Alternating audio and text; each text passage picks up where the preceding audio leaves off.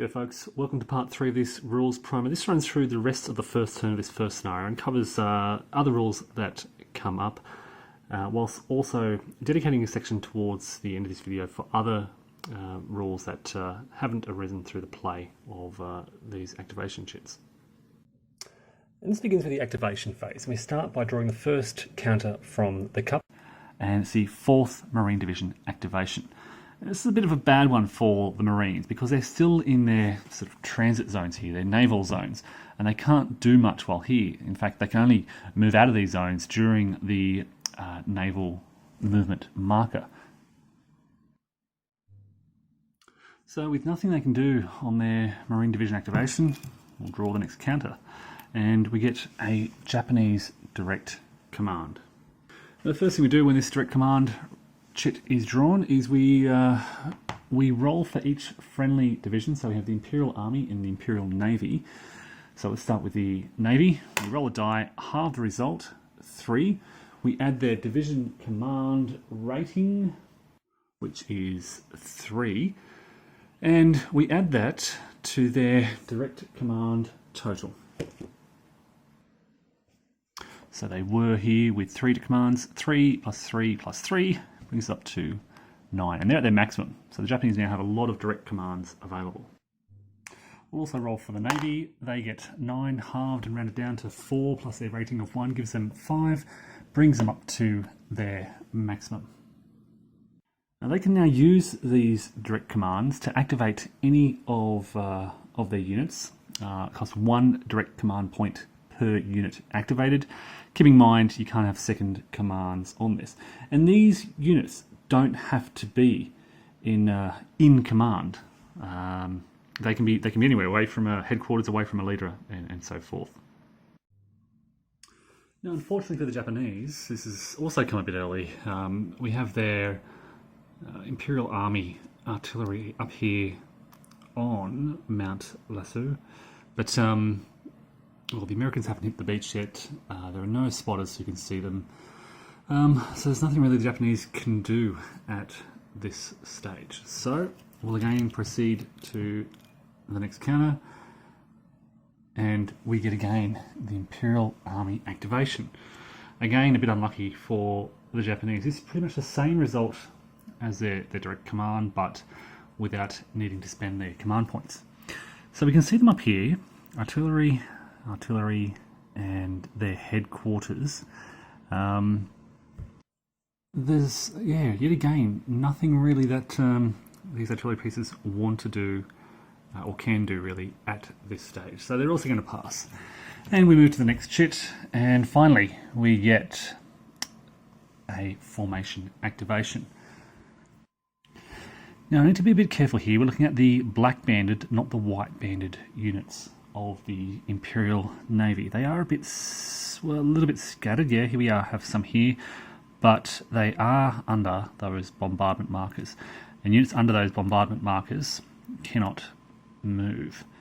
These guys, however, they're white banded. They're in a pillbox. Okay, so there's this unit here which may move. Now they are in a pillbox. Now at the start of their formation activation, they can change to column and they can leave their fortification. Now my understanding is if they leave this fortification, it is removed from the map. And they're trying to get closer to this sort of beachhead area. They can use this buildings terrain. Let me show you the terrain effects chart. We have buildings which costs leg units 1 movement point. So they can go 1, 2. The cave is also 1 movement point for leg, so 3. And then the clear terrain also costs 1 movement point, 4, 5. So they're getting pretty close to that landing area. They've come all from all the way over here. We have some artillery there and some artillery there. These guys are under those barrage markers, so they can't move.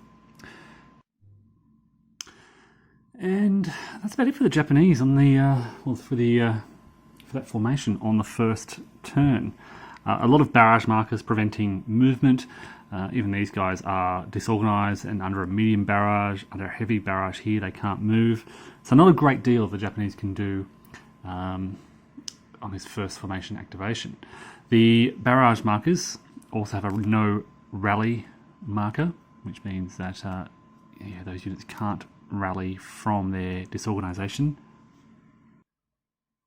Now, this unit here has both a disorganisation level 3, which halves their movement, which is then halved again by this medium barrage, which brings their movement from 5 down to 2.5, down to 1.25, which doesn't give them enough to move into this sugarcane. So they basically, there's no 1 hex movement in CSS, so they basically have to stay exactly where they are. However, in contrast to many of these other units under these barrage markers, this unit can still rally. To do a rally action, we basically announce that this unit is rallying, and we reduce their disorganisation level by 1. So they go from disorganised level 3 down to disorganised level 2. That, we can treat that as their first action. Now, the rules also specify the order in which these movement penalties are applied. So apparently disorganised counters take effect first.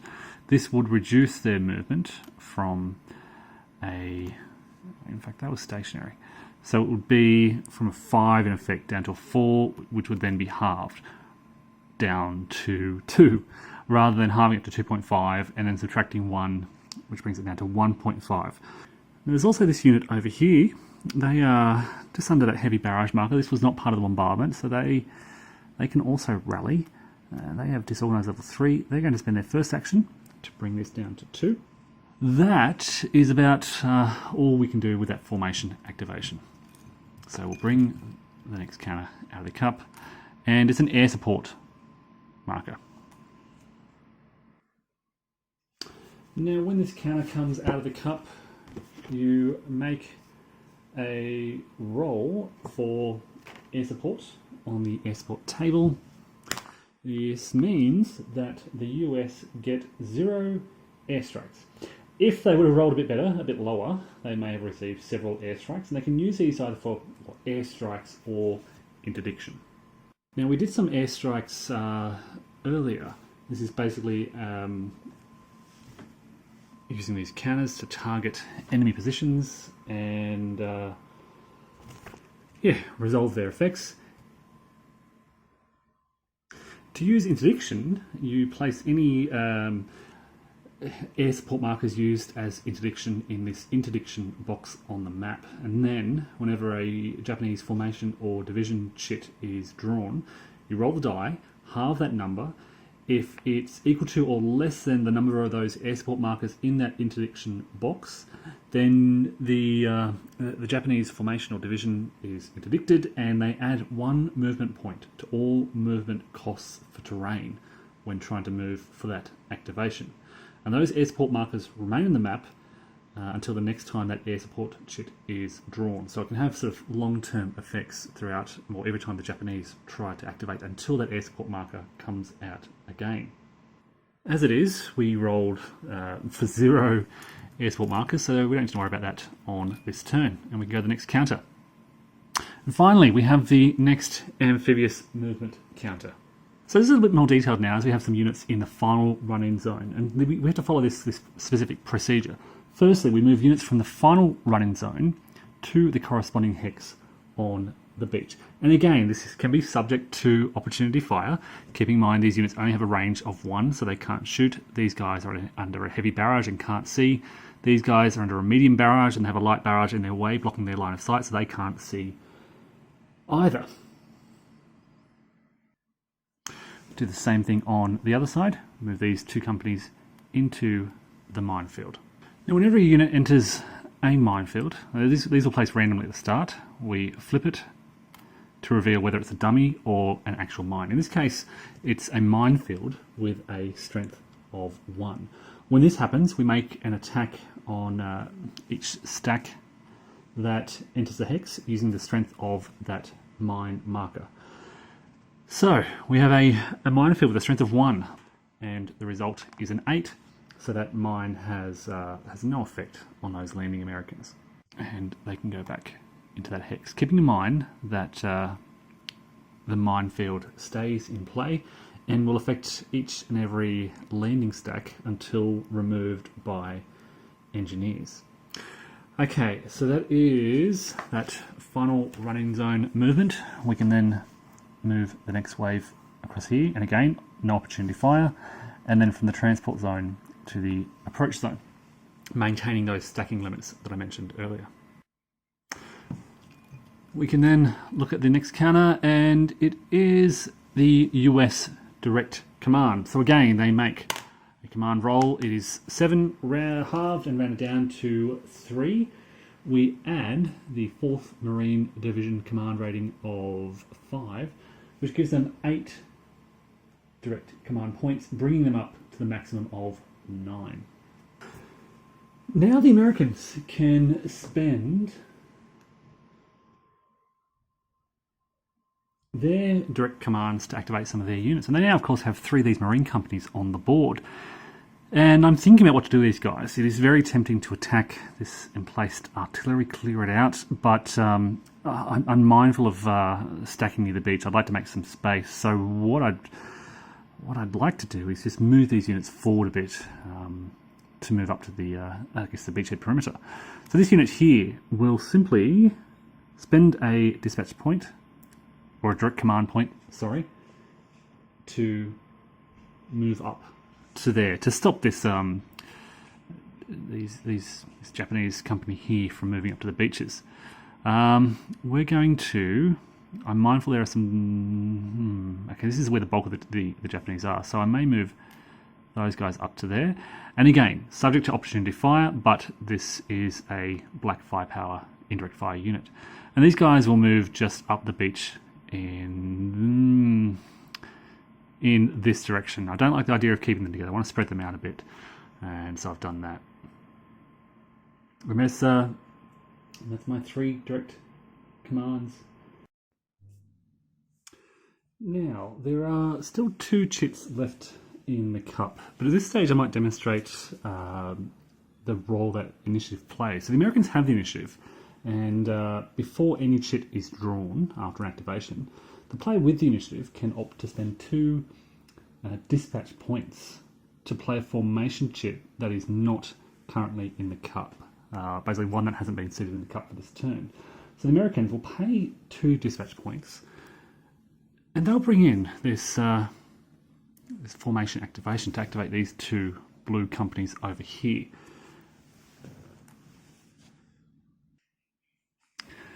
Now this company on the left will simply move up a bit further, 1, 2, 3, 4, whereas this company is going to attempt an assault against those defenders.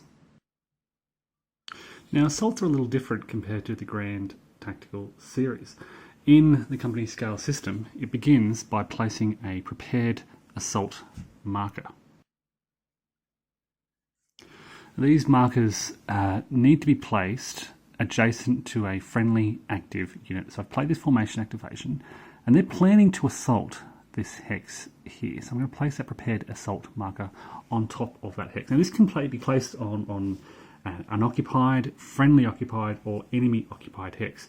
In this case, enemy occupied, with the plan to assault that hex. Now, the next time a unit is active adjacent to this prepared assault, that assault can commence. It doesn't happen immediately. It doesn't happen right now on this formation activation. It's basically planning for a subsequent activation to assault that hex. Now, because this assault probably won't be resolved until the next turn, I'll sort of run through what would happen were this to be activated on this turn. So as I said, you place this prepared assault marker. When, as I said, you then subsequently activate a friendly unit adjacent to that assault marker, at the start, almost immediately after a formation or division activation chit is drawn, it's the first thing that happens before any units are activated. Now, as soon as the units become active, you determine whether or not you want the assault to proceed or whether you want to call off the assault. If you call off the assault, you simply remove the prepared assault marker and nothing further happens.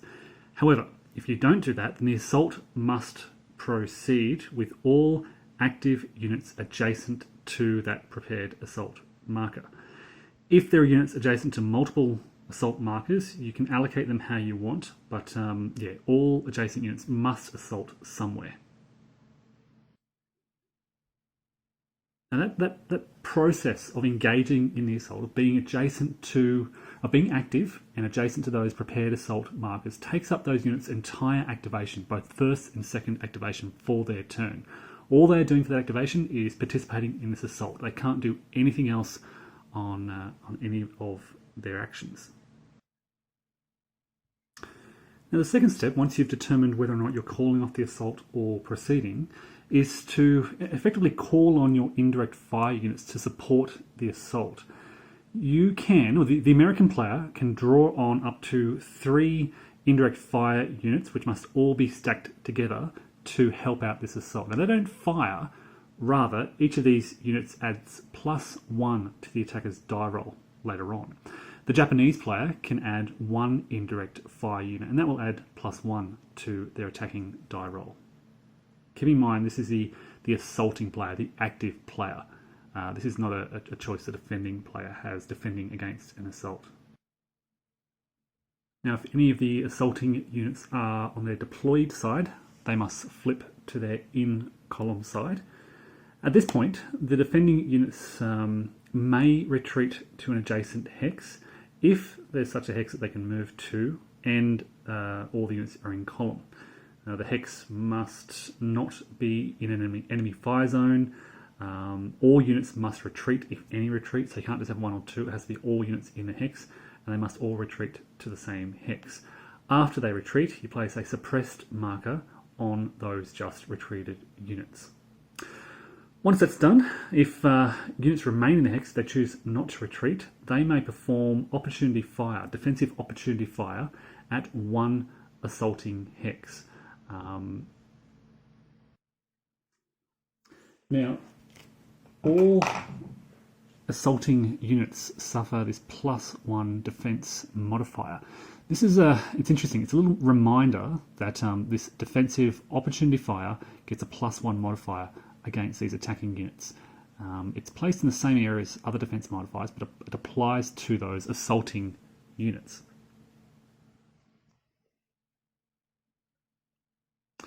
Now during this, the normal rules for opportunity fire apply. Normal units will only have 1 opportunity for opportunity fire, and then they place a no opportunity fire marker above them when they're done. If they have a sustained fire with a support weapon, they can attack multiple assaulting units.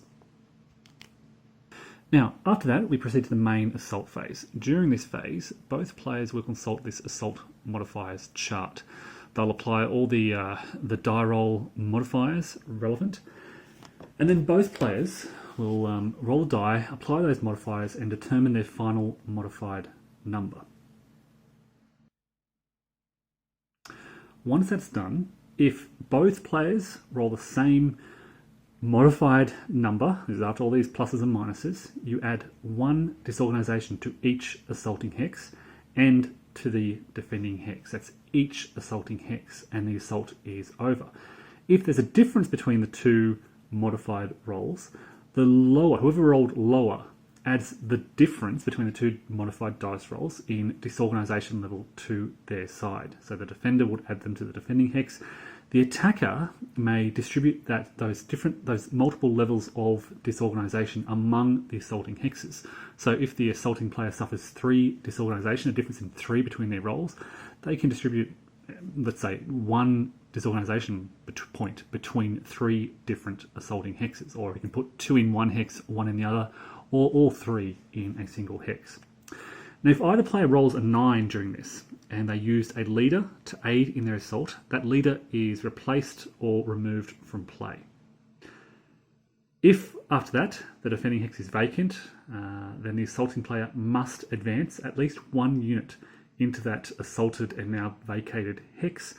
The assault marker is removed, and the active play continues with the rest of their activation. Now, the process is very similar when the Japanese player is preparing an assault, except they do bonsai charges, and there are some very subtle differences. They add +3 to attacks on the assaulting player, to these opportunity fire attacks. This is Americans defending against a bonsai charge. They add 3 to their firepower. But the Japanese player adds 3 to their assault roll when bonsai charging. So the bottom value here helps the defending Americans with their opportunity fire by making the Japanese attackers easy to shoot. But the Japanese get their +3 modifier to their assault roll.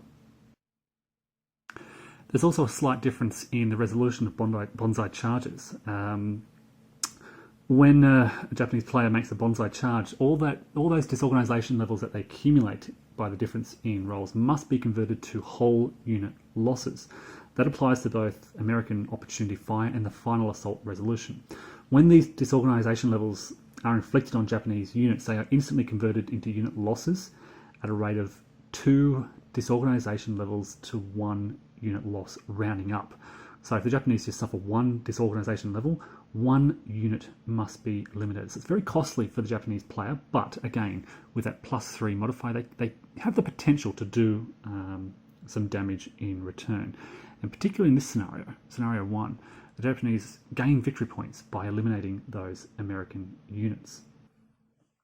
So it's a much easier assault process. I think it makes assaults more interesting, more fun, certainly a lot quicker. It removes a lot of the confusion around assaults that certainly I experienced in the Grand Tactical series. It makes for a very interesting sequence of assault play. Both players are adding these modifiers, they're rolling these dice, they're looking just at the difference between those 2 die rolls to determine the damage they do to one side or the other. And that is pretty much it for that formation activation. We then draw the next counter from the cup, and it's a random event. Now when the event chit is drawn, you simply roll the die. It's a 2. You consult the Tinian random events table in the rulebook. And this is Vice Admiral Kakuji Kakura. We roll for him per rule 28.0. Now this guy had a bad reputation. He's down here on the map in this hex, and basically whenever this event is drawn and he is on the map, the Japanese player will roll a d10, getting a 5, which means he's extremely drunk. We remove him from the map, and he can be replaced on the map if that event is ever rolled again. That's the event. The next and final chit is wind, and this removes all barrage and smoke markers, keeping in mind that those barrage markers remain on the map.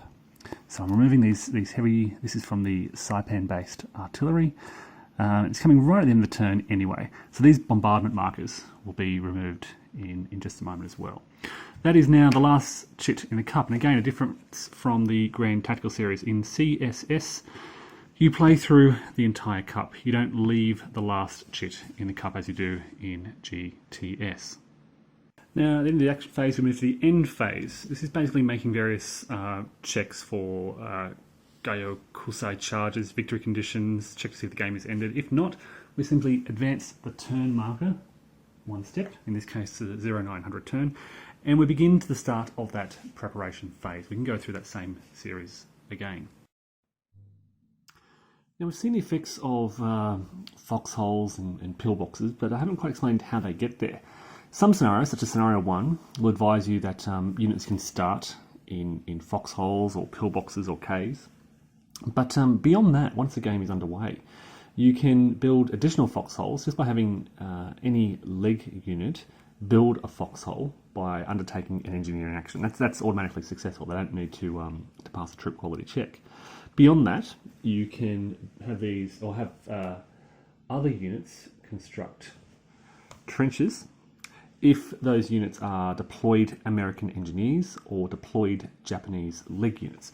And trenches are slightly improved fortifications, -2 defense rating, +1 troop quality rating. Some scenarios will dictate that you start with pillboxes in certain hexes. They provide -3 defense rating, +2 troop quality rating. And There are cave hexes throughout the map, such as this location here, this one down the bottom right. Japanese units in those hexes can enter the caves and gain the defensive benefit of that terrain. However, the deployed American engineers in a hex with a cave can attempt to seal it by performing an engineering action. If they succeed, the cave becomes sealed. This requires a trip quality check. If the engineers pass, the cave is sealed. Any Japanese units in that cave become eliminated. They're locked in there. Unless, such as in these caves down here, they can infiltrate to an adjacent cave area. So yeah, that's basically how fortifications work. The company scale system also introduces support weapons, which you attach to units of the same formation, and they move around with the units of that formation. When they're not being used, they're placed in available support weapon boxes on the divisional display, and again, they can be attached to those units when they're active. These basically can add, they show the SW for the to show their support weapon. They add to the fire rating of the units carrying them, and it changes the fire type. For example, the flamethrower changes the fire type of the firing unit to a high explosive fire type. It can also modify the defense rating of the defending units, and it can have fire effect. So heavy machine guns can provide the ability to have sustained fire, and flamethrowers add the ability to set fire to the hex. Basically, this depends on what terrain is in the target hex. If it's sugarcane and brush, when you make the fire roll, if the roll is 0, 1 or 2, the hex catches fire. If the terrain is buildings and town and the fire roll is a 0, then the hex catches fire. You place an on fire marker in the hex and you sing to your opponent, "Whoa, this hex is on fire." And this blocks line of sight. No unit can enter a hex on fire, and any units in that hex must immediately rout if they're still there at the end of their activation. You may also encounter tank support weapons. Now these are, in Tinian Saipan, slightly different to what you may encounter elsewhere in GTS. These are treated much the same way as other support weapons. They add to the fire rating of the unit they're attached to. They're attached to units like other support weapons. They change the fire rating. But importantly, they also, whilst decreasing the defense rating, again, this is good for defenders, it also changes the defense type. So it changes the attached unit to become a hard target. Now, tanks like this attached to a unit can't be targeted as individual units. Rather, they just change the status of the unit they're attached to. There are also leaders, which I've sort of skimmed over, and heroes. Now, heroes basically have unique abilities. In this case, Osborne allows the American player to re-roll an assault die roll, and then he's removed from play. Well, yeah, they all have different abilities. Leaders do a couple of different things. They place units in their hex or adjacent to their hex in command. They add their trip quality to any units that they're stacked with. And they can add their fire bonus to any unit they're stacked with. And again, I've spoken in the past about losing leaders during an assault. Now, you may also see the use of trucks, and basically when the division activation is drawn, you can choose any active in-command unit that isn't in an enemy fire zone and place a division truck in on top of that unit, and that unit is considered to be loaded up in these trucks and can use their higher wheeled movement rates, but of course they become very vulnerable, adding +2 to their defense rating with no fire ability. There are also, as in GTS, special rules for the night turns, slightly different to GTS. There are 2 night turns. Maximum visibility is reduced to just 1 hex. In CSS, in Tinian and Saipan, for example, the amphibious movement chit and air support chits can't be used. Any US units that are in the approach run zone at the start of night are placed back in the transport zone of their beach. Any US units in the final running zone can either land immediately or return to the transport. The US player can place elimination rounds at night. The Japanese player can perform infiltration at night. And as I mentioned earlier, you can trigger massed bonsai charges or Gyokusei in some scenarios in titles. Because of that 1 hex line of sight during night turns, it means that it's very difficult to spot for indirect fire. However, the American player can fire these elimination rounds as a fire action to give line of sight to the targeted hex and allow indirect fire into those more distant hexes. And look, that's most of the rules. There are a lot of little tiny things that I haven't covered. I haven't gone through all the nitty-gritty detail. I mean, this is a long rulebook. There's a lot I could have gone over, but this will be a very long video. It's 44 pages long from front to back. And in some places, certainly I've skimmed over. But the idea here is to give you a broad overview of these rules, to get you thinking about how the game plays out. It's not intended to replace the rulebook, rather to complement it and kind of run through and demonstrate how some of these rules work. Hopefully, this gets you started with the company scale system. Tinian in particular, this scenario one is a nice one to set up and run through. Hope you enjoy CSS and your games, and thanks for watching.